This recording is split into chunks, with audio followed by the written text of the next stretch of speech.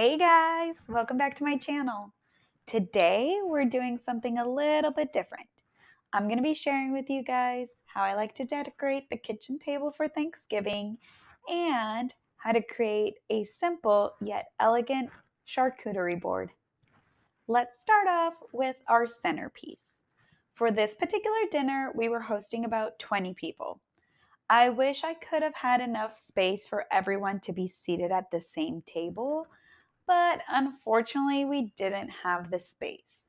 So, what I ended up doing was two long tables that fit about 10 to 12 people per table and decorated them the exact same.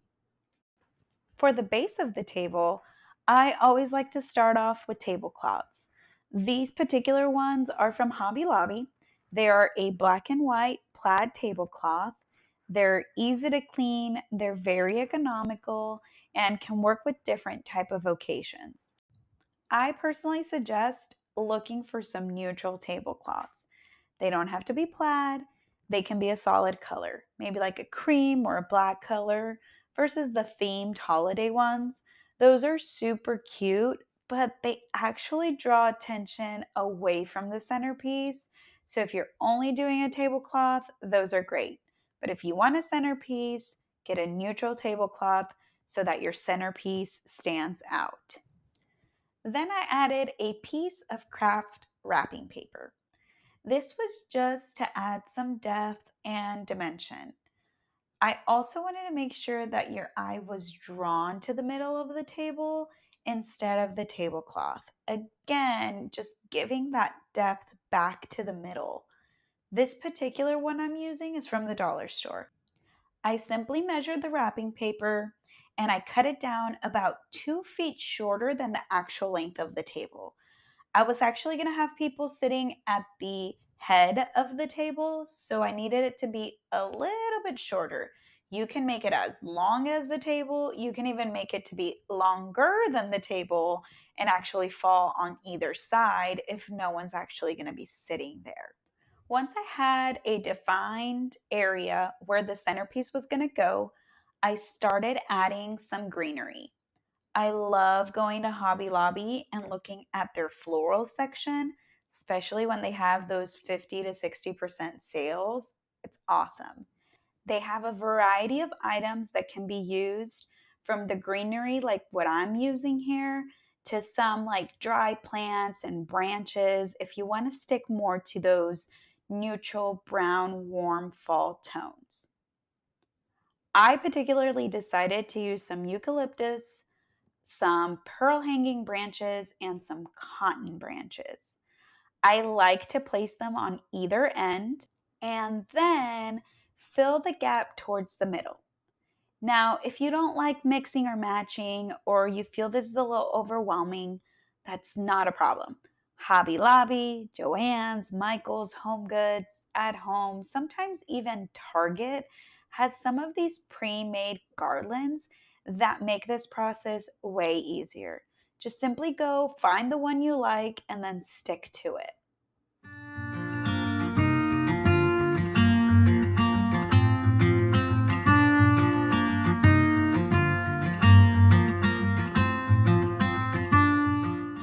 One thing I ended up adding were some battery operated twinkle lights.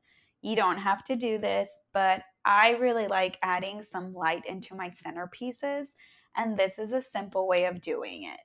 I intertwined the lights in between the greenery and then just hid the battery box where no one could see it, but I could still easily turn it on and off.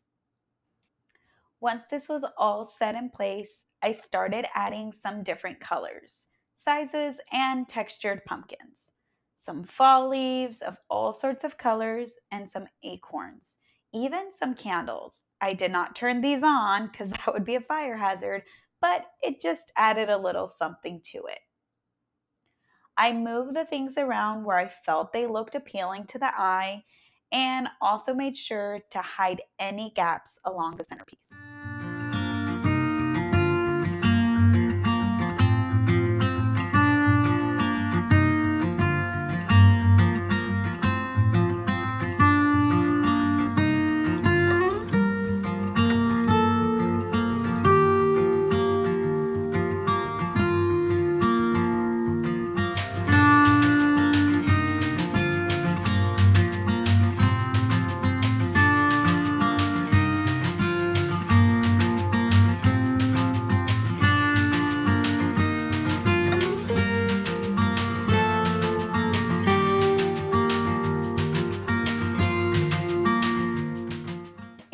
Once I was happy with how it looked, this is the result. A beautiful, long table fall-inspired centerpiece. I really like how this turned out.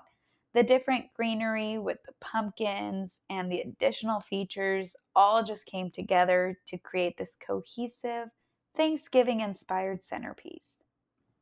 I love the practicality of this centerpiece.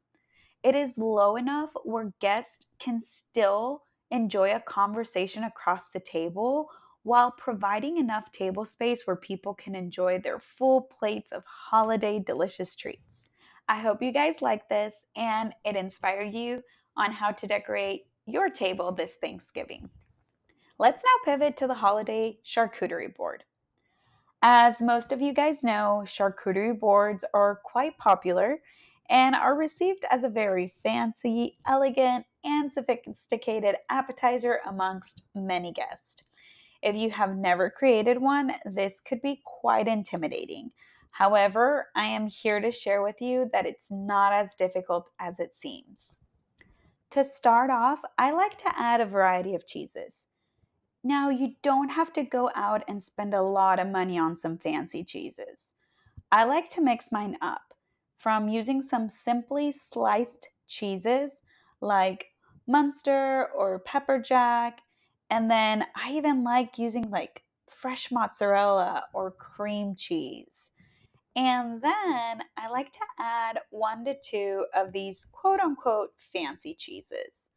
Some of my favorite are the BellaVitano espresso cheese and this Boursin garlic and herb soft cheese.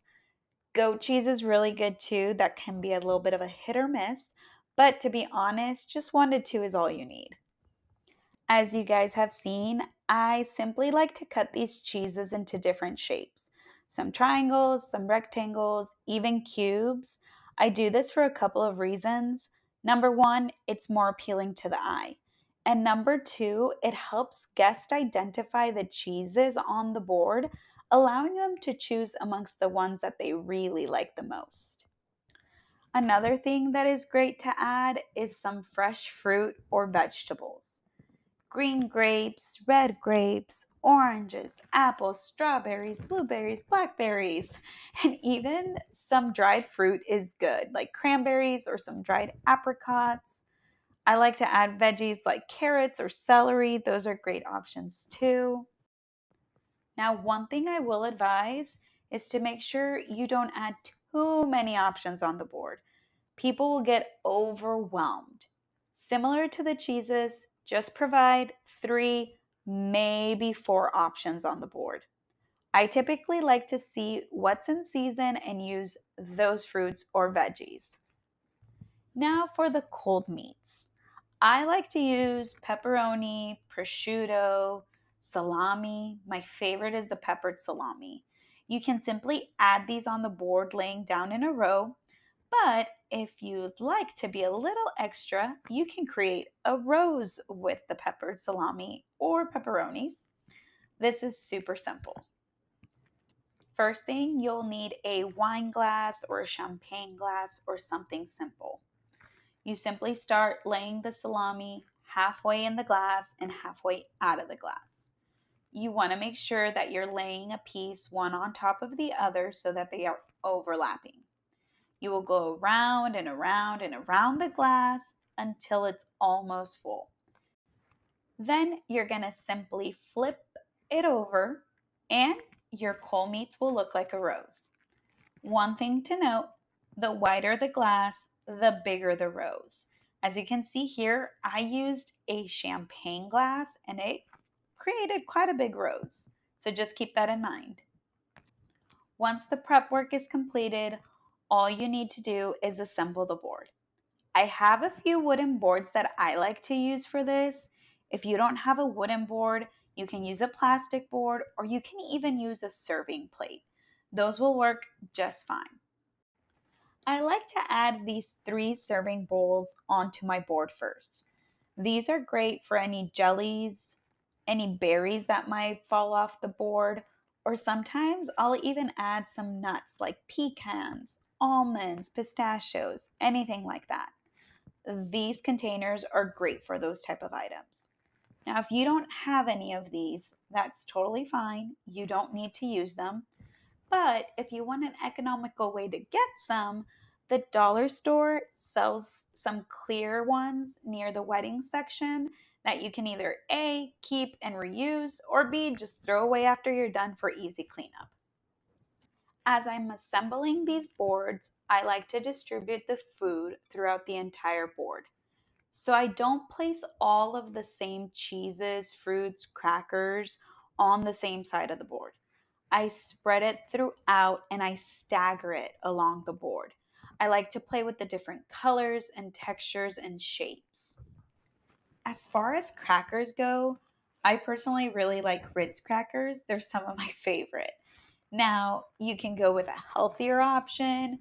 Maybe you can get some whole wheat ones. I know that Central Market has a variety pack with different flavors and colors and shapes that are delicious. In the end, find the ones you like and add them onto the board.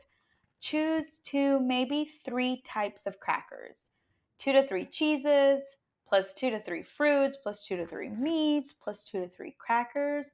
Believe me, that is all you need. Your board will be full before you know it. No need to go overboard. And just because I can, and I like to be a little bit extra, I cut out some cheese into letters that spelled thankful. This was harder than I thought. Even though I had some stencils with each letter that helped the process, it took me a long time to do this. And also, my letters kept breaking. I don't know if I'll do this piece again on a board, but it was definitely fun to try something new, and people definitely commented and complimented them. So, in the end, I felt it was worth it. And finally, after about 30 to 40 minutes of cleaning, cutting, and assembling the food, we ended up with a beautiful holiday theme charcuterie board.